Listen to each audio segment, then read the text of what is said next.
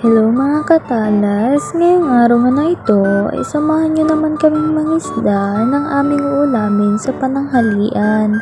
Ito nga't kasama namin si Aling Maliit dyan at saka si Bebe Kes. Kaya asawain ko na kaya ang person na to. Huy!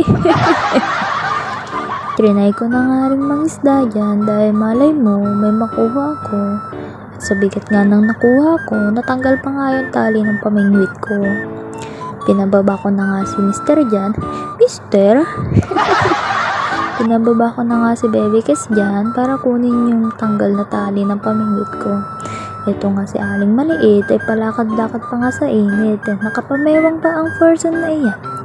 At ayan nga, nakukuha nga ako ng isang isda dyan pero apakalit naman.